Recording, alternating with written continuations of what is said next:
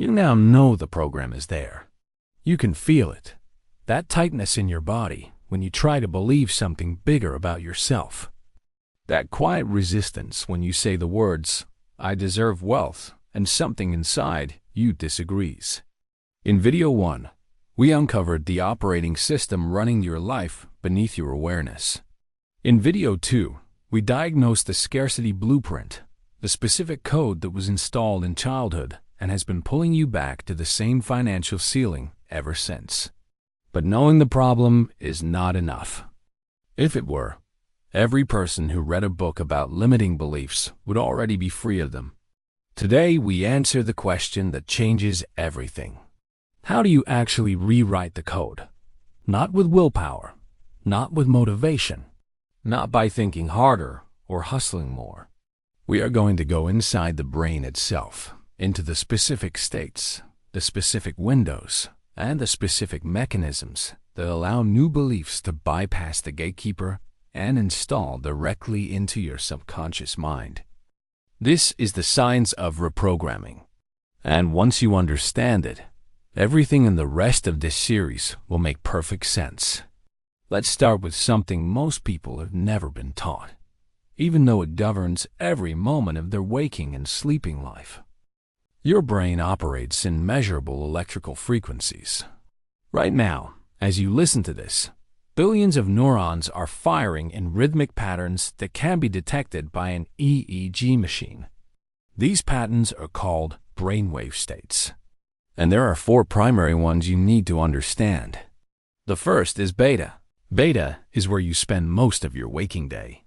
It is the state of active thinking, problem solving, conversation, and focused attention. Your gatekeeper is fully active in beta. Your critical mind is evaluating, judging, and filtering everything that comes in. This is the state where affirmations fail, where positive thinking bounces off the surface, where you say, "I am wealthy," and the gatekeeper immediately says, "Prove it." Beta is essential for getting things done, but it is the worst state for reprogramming. The second is alpha. Alpha is the bridge between the conscious and subconscious mind.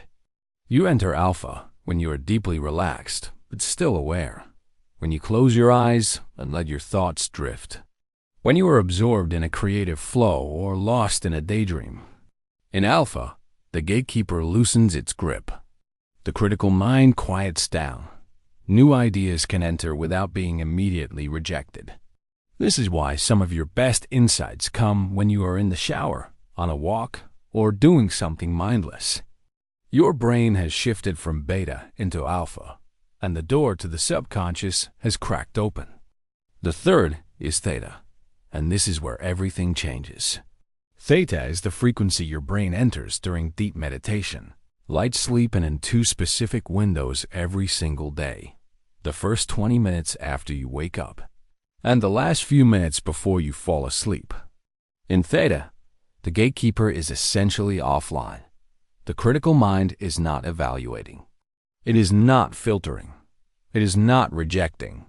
Whatever enters the mind in theta goes directly into the subconscious, the same way it did when you were a child. Remember what we covered in video 1. Between birth and age 7, your brain was predominantly in theta. That is why childhood programming went in without resistance. Not because children are naive, but because the gatekeeper had not yet developed. As an adult, you do not live in theta the way a child does, but you pass through it twice every day in those brief windows between waking and sleeping. These are the neural windows, and they are the most valuable minutes of your entire day. The 4th brainwave state is delta, the frequency of deep, dreamless sleep. Delta is where the body heals, where memory consolidation happens, and where the subconscious processes and integrates what it has received. But you are not conscious in delta, so it is not a window you can deliberately use for reprogramming. What matters is what you feed your subconscious just before you enter it. So here is the architecture of reprogramming, laid out simply. Beta is where you live, but it is locked. Alpha is where the door cracks open. Theta is where the door swings wide, and new beliefs can be installed directly. Delta is where those beliefs are processed and woven into your neural fabric. The entire system works in sequence, and the practical protocols in videos 4, 5, and 6 are specifically designed to take advantage of this architecture. Morning theta, nighttime theta, and deliberate alpha states throughout the day. The brainwave states are only half the equation. The other half is what makes the change permanent. And that brings us to one of the most important discoveries in modern neuroscience: neuroplasticity. For most of the 20th century, scientists believed the adult brain was fixed, that after childhood, your neural pathways were set, hardwired, and could not be meaningfully changed. That belief has been completely overturned. We now know that the brain is plastic, meaning it physically restructures itself based on experience, thought, and repeated input. Every time you think a thought, feel an emotion, or perform an action, specific neurons fire together. And every time the same neurons fire together, the connection between them strengthens. This is Hebb's principle, one of the most cited rules in neuroscience. Neurons that fire together wire together. Think about what this means for your scarcity blueprint. Every time you thought, "I am not good with money," neurons fired together. Every time you felt anxiety around a financial decision, the same circuit strengthened. Every time you pulled back from an opportunity because it felt too big, the wiring deepened. You have been running the scarcity circuit for years, possibly decades, and every repetition made it faster, stronger, and more automatic. But here's the breakthrough. The same principle works in reverse.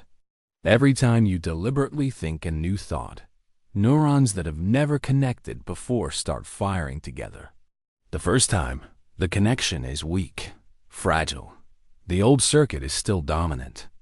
But with repetition, especially repetition in the right brainwave state, the new connection strengthens, and the old one, starved of activation, begins to weaken. Neuroscientists call this synaptic pruning. The brain does not waste resources maintaining circuits that are no longer being used. Over time, unused pathways are literally dissolved, clearing the way for new ones to become the default. This is not a metaphor. This is the physical mechanism of identity change. When you reprogram your subconscious, you are not just changing a belief. You are building a new neural circuit, one synapse, one repetition, one theta session at a time, until the new circuit becomes faster and more automatic than the old one. And when that happens, you do not have to try to think abundantly. You do not have to force yourself to act confidently. The new circuit fires on its own. The behavior becomes effortless because the wiring has changed.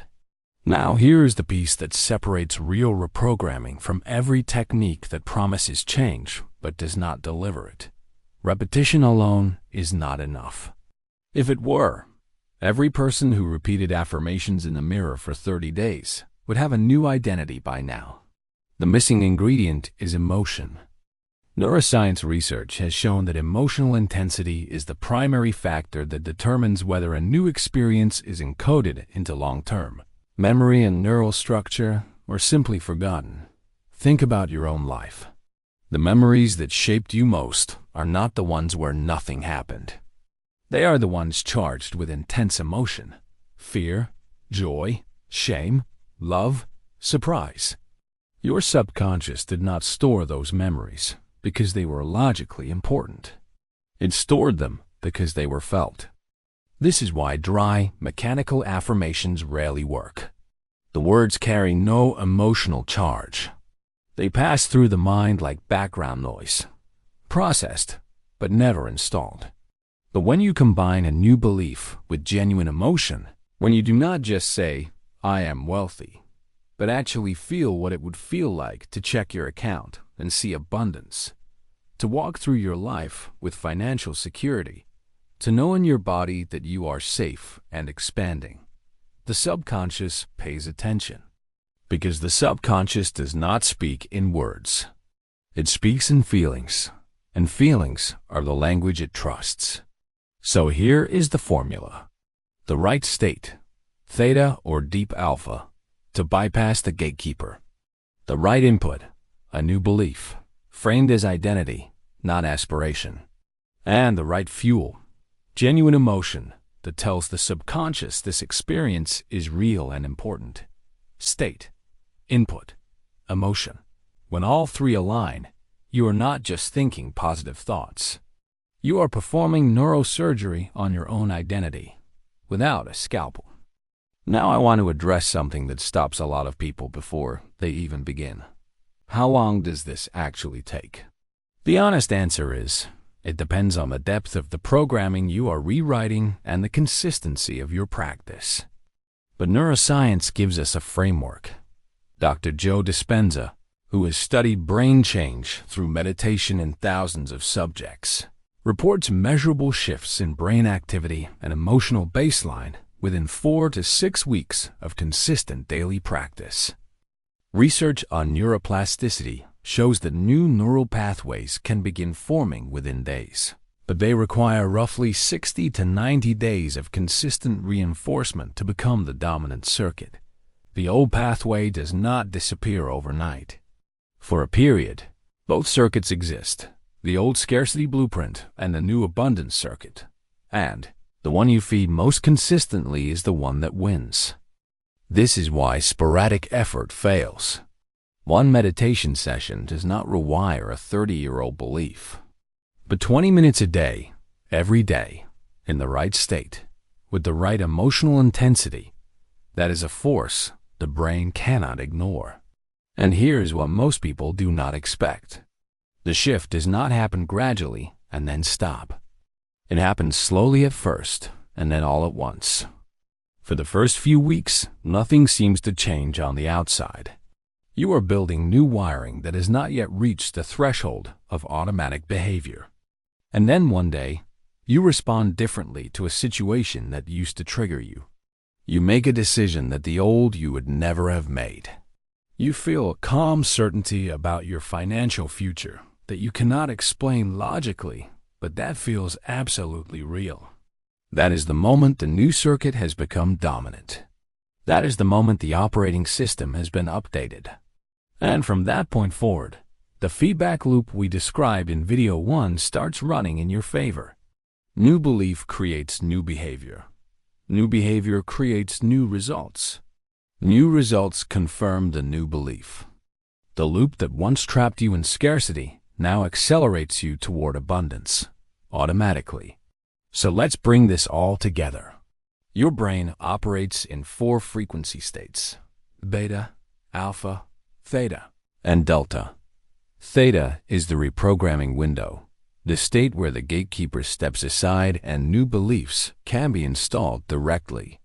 You pass through theta twice every day, in the first 20 minutes after waking and the last minutes before sleep.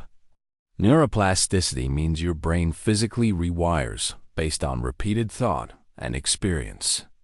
Neurons that fire together wire together, and neurons that stop firing together are pruned away. Emotion is the catalyst that determines whether a new experience is stored or discarded. Reprogramming requires 3 elements: the right state, the right input, and the right emotional fuel.